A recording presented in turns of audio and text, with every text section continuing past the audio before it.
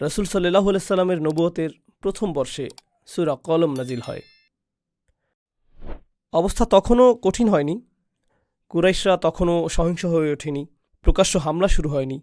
অবস্থা তখনও এমন পরিমাণে আক্রমণাত্মক হয়নি যার কারণে রাসূল সাল্লাল্লাহু আলাইহি সাল্লামকে ঈমানদারদেরকে নিয়ে মদিনায় হিজরত করতে হবে। একসময় মক্কায় রাসূল সাল্লাল্লাহু আলাইহি সাল্লামের উদ্দেশ্যে একটি হত্যা চেষ্টাও হয়েছিল। কিন্তু এই সব কিছুর আগে প্রাথমিক যুগে নাজিলকৃত সূরাগুলোর একটি হল সূরা কলাম। যে আয়াতগুলো আমি পাঠ করলাম তা সূরা কলামের অন্তর্ভুক্ত। মক্কায় যে বিভিন্ন ধরনের শত্রুর সম্মুখীন হতে হবে, তো আল্লাহ এখানে রাসূল সাল্লাল্লাহু আলাইহি সাল্লামকে সেই বিষয়ে প্রস্তুত করেছেন। আমাদেরকে এখানে প্রথমত মক্কার শত্রু এবং মদিনার শত্রুর মধ্যে পার্থক্য উপলব্ধি করতে হবে। যদিও উভয় ক্ষেত্রেই শত্রু কুরাইশ, মদিনার শত্রুরাও কুরাইশ যারা আসবে যুদ্ধক্ষেত্রে, আর মক্কায়ও শত্রু কুরাইশ।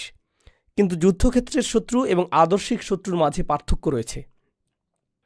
মক্কি যুগের কুরাইশা হল প্রথমত এবং প্রধানত আদর্শিক শত্রু। ইসলামের বার্তাটির বিরুদ্ধে রাসূল সাল্লাল্লাহু আলাইহি সাল্লামের মিশনটির বিরুদ্ধে তারা অপপ্রচারের মাধ্যমে লড়াই করার চেষ্টা করেছে। তারা এর বিরুদ্ধে মনস্তাত্ত্বিক লড়াই, বিশ্বাসগত লড়াই করার চেষ্টা করেছে। এটা হলো প্রথম যুদ্ধ। আর যুদ্ধক্ষেত্রের লড়াইটি ছিল দ্বিতীয় যুদ্ধ। কোরআনের 2/3 কথা বলেছে প্রথম লড়াইটি নিয়ে। মক্কি সূরাগুলোর বিষয়বস্তু ছিল এই প্রথম লড়াই। আর এমনকি এই লড়াইটি প্রবল রূপ ধারণ করার আগে, মক্কার সেই আদর্শিক লড়াইটি প্রবল হওয়ার আগেই রাসূল সাল্লাল্লাহু আলাইহি সাল্লামকে প্রস্তুত করা হচ্ছে যে কী ধরনের আক্রমণ আসতে যাচ্ছে। এখানে সূরা কলামে 2 ধরনের আক্রমণের কথা এসেছে, আর ঠিক পরের সূরাটি সূরা হাক্কাতে বাকি আক্রমণগুলোর বিষয়ে এসেছে। তো আজকের খুতবায় আমি চাই যে সংক্ষেপে হলেও আপনারা এই 2 ধরনের আক্রমণের পার্থক্য সম্পর্কে জানুন। এক ধরনের আক্রমণকে আসলে আক্রমণ বলা হয় না। এটাকে মনে হয় যে কেউ আপনার জন্য খারাপ অনুভব করছে, কেউ আপনার জন্য দুঃখ বোধ করছে। যেমন আপনি শুনলেন যে রাসূল সাল্লাল্লাহু আলাইহি সাল্লাম সম্পর্কে মানুষজন বলছে যে তিনি উম্মাদ। যখন কেউ উম্মাদ হয়ে যায় অথবা তাকে জিন আক্রান্ত করে, মাজনুন শব্দটি এই উভয় অর্থই প্রকাশ করে। জুন্না আকলুহু আও আলাইহি জিন, এর অর্থ হতে পারে যে তার মস্তিষ্ক আর কাজ করছে না, তার চিন্তাশক্তি আচ্ছন্ন হয়ে আছে। সে হয়তো কোনো ধরনের বাইপোলার ডিসঅর্ডার বা সিজোফ্রেনিয়া অথবা কোনো ধরনের মানসিক রোগে আক্রান্ত। এটা মাজনুন শব্দটির একটি অর্থ। এর আরেকটি অর্থ হলো কোনো শয়তান অথবা জিন তাকে আছর করেছে। প্রাচীন সময়ে এই 2 ধরনের অর্থই প্রযোজ্য ছিল। কিন্তু যখন তারা নবীজি সম্পর্কে এটা বলতো, তারা এটা বোঝাতো না যে তার উদ্দেশ্য খারাপ, বরং এরকম বলতো তার এতে কোনো দোষ নেই, বেচারার বুদ্ধি লোপ পেয়েছে, নাউজুবিল্লাহ। এভাবেই তারা রাসূল সাল্লাল্লাহু আলাইহি সাল্লাম সম্পর্কে কথা বলতো।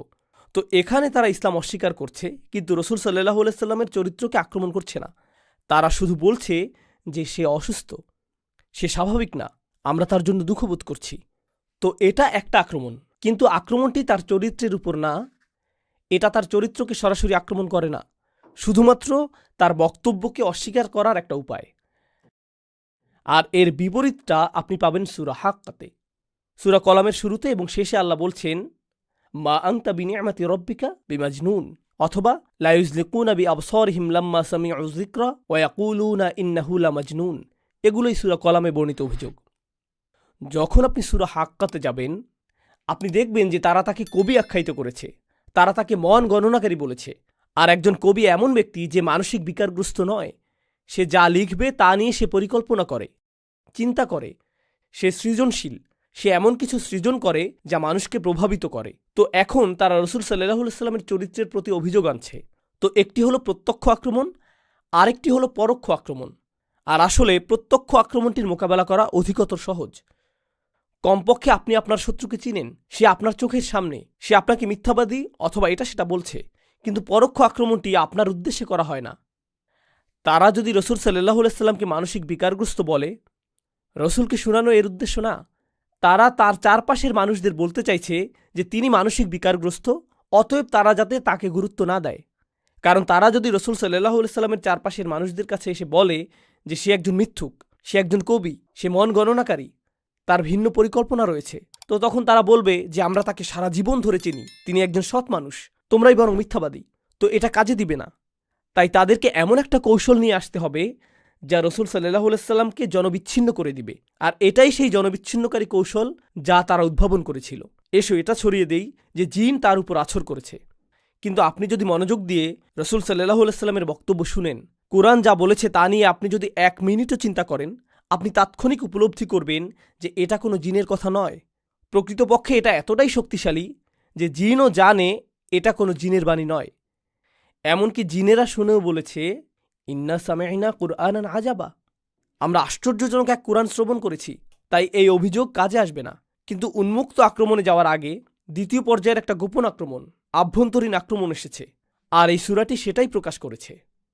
দ্বিতীয় পর্যায়ের আক্রমণটি হল, আপনি হয়তো আবু লাহাবের মতো ইসলামের দুশ্মনের কথা শুনেছেন। সে রসুল সাল্লাল্লাহু আলাইহি সাল্লামকে ঘৃণা করেছিল, যদিও সে ছিল তার নিকটাত্মীয়। যখন তার সন্তান মারা যান, সে তখন উল্লাস করেছিল, সে অভিশাপ দিত। তার বিরুদ্ধে আক্রমণে সে ছিল জঘন্য এবং কুরুচিপূর্ণ। অন্য আরেক ধরনের শত্রু ছিল আবু জাহেল, কিন্তু সে ছিল আবু লাহাবের তুলনায় বেশ ভিন্ন ধরনের। সেই বেশ ভিন্ন। আবু জাহেল নোংরা ভাষার ব্যবহার করত না। প্রকৃতপক্ষে আবু জাহেল বলেছিল, ইসলামের বিরোধিতা আমাদের এজন্য করা উচিত যে এটাই আমাদের দেশের জন্য অথবা তখনকার প্রেক্ষাপটে আমাদের গোত্রের জন্য উত্তম। তার গোত্রের জন্য যা উত্তম তাই সে চেয়েছে। আর সে ভেবেছে যে নতুন এই ধর্ম এবং নতুন এই বার্তা হলো বর্তমান সমাজ ব্যবস্থার জন্য একটা হুমকি, আর আমাদের যা রয়েছে ইতিমধ্যেই তা সর্বোত্তম। তো আমাদের এর বিরোধিতা করতে হবে জাতীয় স্বার্থে। প্রকৃতপক্ষে সে তার নীতিতে এতটাই আপোষহীন এবং অকপট ছিল যে এক পর্যায়ে রসুল সাল্লাল্লাহু আলাইহি সাল্লাম ওমর অথবা আমরের মধ্যে একজনকে ইসলামের জন্য কবুলের দোয়া করেছিলেন। আমর হলো আবু জাহেল, আর আল্লাহ ওমর রাদিয়াল্লাহু তাআলা আনহুর দ্বারা সেই দোয়া কবুল করেছিলেন। কারণ এমনকি রসুল সাল্লাল্লাহু আলাইহি সাল্লামও আবু জাহেলের ব্যক্তিত্বের মাঝে শক্তিশালী কিছু গুণাবলী দেখতে পেয়েছিলেন। এমনকি এই দৃষ্টিকোণ থেকেও যে যদি সে শত্রুও হয়, কমপক্ষে সে তো গোপনে শত্রুতা করছে না, সে নানান ধরনের অভিযোগ নিয়ে লুকোচুরি খেলছে না। না, আমি ইসলামের বিরোধিতা করি, এই হলো আমার কারণ। আমরা এটা বলছি না যে তার কারণটি ভুল অথবা সঠিক, কিন্তু কমপক্ষে সে তার নিজের সাথে সৎ। তার ভিতরে যা রয়েছে বাইরেও তা প্রদর্শন করেছে। তার কুফুরিতে সে অকপট। এই শত্রুর মাঝেও এক ধরনের সততা রয়েছে। সে ছিল ব্যক্তিত্ব সম্পন্ন শত্রু। কিন্তু এরপর আরেক ধরনের শত্রু রয়েছে। প্রসঙ্গক্রমে আবু জাহেল সম্পর্কে আরেকটা বিষয় হলো, এমনকি আল্লাহ কোরআনে সর্বপ্রথম নাজিলকৃত সূরা অর্থাৎ সূরা আলাকে উল্লেখ করেছেন, আরাআইতা ইন কানা আলাল হুদা আও আমারা বিত্তাকওয়া। আপনি কি ভেবে দেখেছেন যে যদি সেই ব্যক্তি, এখানে আবু জাহেলের প্রতি ইঙ্গিত করা হয়েছে। আবু জাহেল সম্পর্কে আল্লাহ বলছেন, আপনি কি লক্ষ্য করেননি যে সে যদি সঠিক হিদায়াতের পথে চলত এবং তাকওয়ার নির্দেশ দিত? অর্থাৎ এমনকি আল্লাহও আবু জাহেলের মাঝে সম্ভাবনা লক্ষ্য করেছিলেন, এমনকি আল্লাহও তা লক্ষ্য করেছিলেন। তাই স্পষ্টতই নবীজিও তা লক্ষ্য করেছেন। কিন্তু তৃতীয় এক ধরনের শত্রু রয়েছে, আর এরাই সবচেয়ে ভয়ঙ্কর ধরনের শত্রু। তো আবু লাহাবের মতো শত্রু রয়েছে, আবু জাহেলের মতো শত্রু রয়েছে, আর এরা হলো আদর্শগত শত্রু। কিন্তু তৃতীয় ধরনের শত্রু হলো সবচেয়ে ভয়ঙ্কর শত্রু। কিভাবে আমরা জানতে পারি যে এরাই সবচেয়ে ভয়ঙ্কর শত্রু? এরা হলো উতবা ইবনে রাবিয়া অথবা ওয়ালিদ ইবনে মুগিরার মতো শত্রু। এই নামগুলো আপনাদের জন্য গুরুত্বপূর্ণ না, কিন্তু তাদের বৈশিষ্ট্যগুলো জেনে রাখা গুরুত্বপূর্ণ। তারা কেন এত ভয়ঙ্কর? কারণ একেবারে প্রথম দিকে রহিতে, প্রাথমিক সময়ে রহিতে আল্লাহ নবীজিকে এই তৃতীয় ধরনের শত্রুর ব্যাপারে সতর্ক করেছেন। এই লোকদের ব্যাপারে সতর্ক থাকবেন। কেন?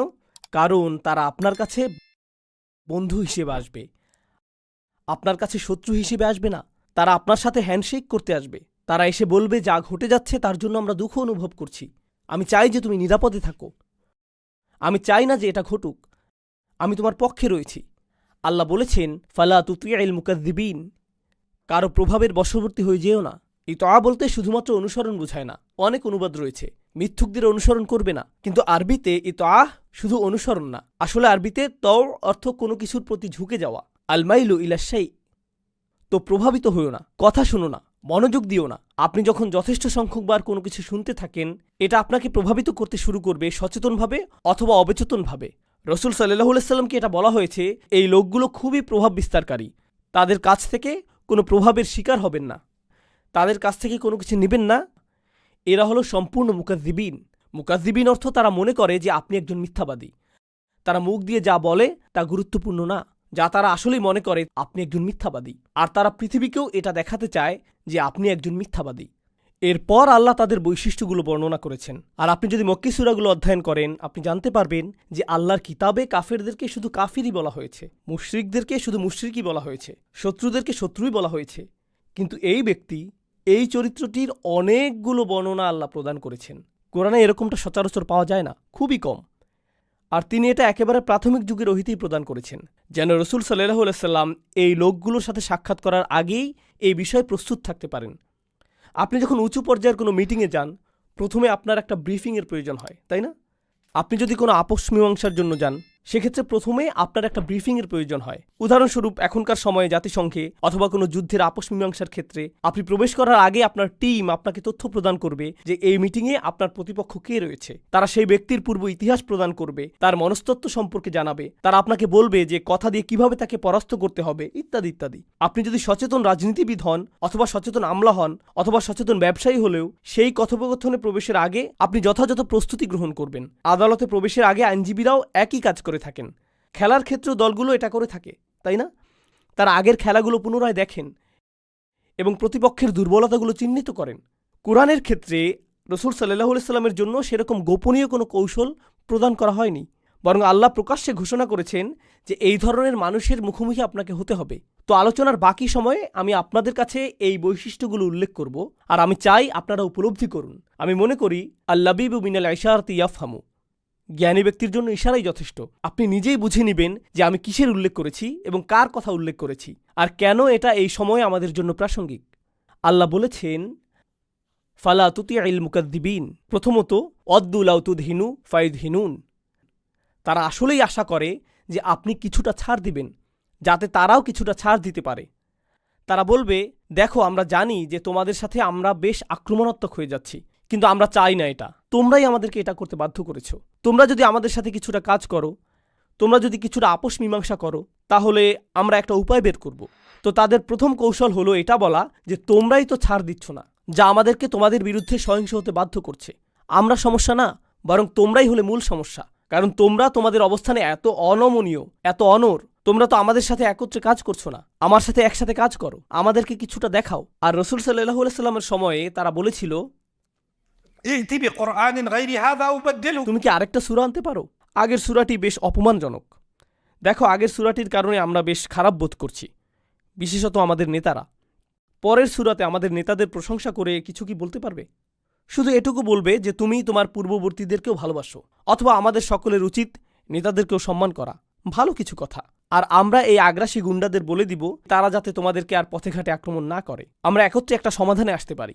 আমরা তোমাদেরকে চিনি, আমরা তোমাদেরকে পছন্দ করি, আমরা তোমাদেরকে এভাবে আক্রান্ত হতে দেখতে পারছি না। তো ওয়াদ্দু লাউ তুদহিনু ফায়ুদহিনুন ওয়ালা তুতি' কুল্লা হাল্লাফ।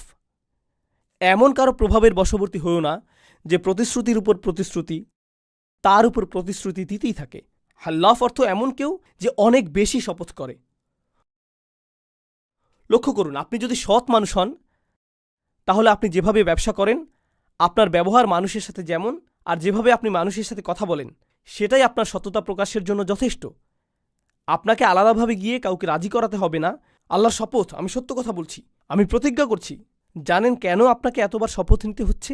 কারণ আপনার চরিত্র আপনাকে সৎ প্রমাণ করতে পারছে না, তাই আপনাকে বড় গলায় কথা বলতে হচ্ছে, আপনাকে অনেক বেশি প্রতিজ্ঞা করতে হচ্ছে, আপনাকে টেবিলে হাত চাপড়াতে হচ্ছে নিজের বক্তব্য জানান দেওয়ার জন্য, নিজের আন্তরিকতা প্রদর্শন করার জন্য, অন্যের দুঃখে আপনি কতটা দুঃখী তা দেখানোর জন্য। আল্লাহ বলেছেন, এমন লোকদের ব্যাপারে সতর্ক থাকো যারা বেশি বেশি প্রতিজ্ঞা করে, হাল্লাফ। তারপর তিনি বলছেন মাহিন, ওয়ালা তুতি' কুল্লা হাল্লাফিম মাহিন। আরবিতে মাহান অর্থ হল আদ-দুআফ। আরবিতে আমহানাহু অর্থ আসলে আদ-দুআফাহু, অর্থাৎ কাউকে দুর্বল করে ফেলা। আল্লাহ বলছেন, এই লোকগুলো যারা প্রচুর প্রতিজ্ঞা করে, তারা আসলে বিশ্বাস করে এমন মজবুত কিছু নেই, তাদের বিশ্বাসে তারা দুর্বল।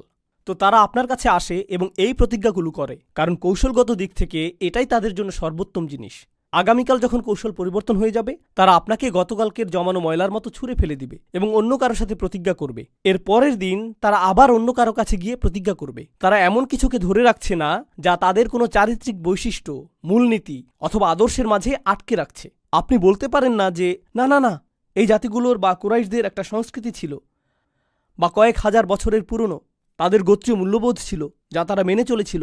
এটা সত্য নয়। তারা এই মূল্যবোধগুলো মেনে চলে যতক্ষণ পর্যন্ত এই মূল্যবোধগুলো তাদেরকে কিছু সুবিধা প্রদান করে, ততক্ষণ পর্যন্তই তারা তাদের মূল্যবোধ নিয়ে গর্বিত অনুভব করে। যখনই সেই মূল্যবোধগুলো তাদের বিরুদ্ধে যায়, তারা আর সেগুলো পছন্দ করে না। লক্ষ্য করলে দেখবেন যে কুরাইশদের সাথে যা ঘটেছিল তা হলো, মক্কায় কেউ আক্রান্ত হতো না, এটা তাদের একটি নিয়ম ছিল।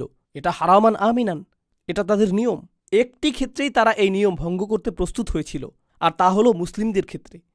যে কেউ যে কোনো জায়গা থেকে এসে যে কোনো মূর্তির চারপাশে তাওয়াফ করতে পারে, যা খুশি বলতে পারে, মদ্যপান করতে পারে, যা ইচ্ছা তাই করতে পারে, মক্কার মধ্যে কোনো সহিংসতা ঘটত না। ব্যতিক্রম ছিল মুসলিমরা, তারাই একমাত্র ব্যতিক্রম। আপনি এমন মানুষ দেখবেন যারা বলে, আমরা মত প্রকাশের স্বাধীনতায় বিশ্বাস করি, এগুলো আমাদের মূল্যবোধ, আমরা জীবন দিয়ে হলেও এগুলো ধরে রাখব, আমাদের অধিকার রয়েছে প্রতিবাদ করার, ঘোষণা করার, বিতর্ক করার, নিজ ধর্ম পালন করার। কিন্তু রাজনৈতিকভাবে এটা কিছুটা সমস্যাজনক হয়ে দাঁড়ানোর এবং অন্যদের দৃষ্টিতে এটা খারাপ মনে হবার আগ পর্যন্ত আমরা এতে বিশ্বাস করি। কিন্তু বাক স্বাধীনতায় কিছুটা সংশোধনীর প্রয়োজন।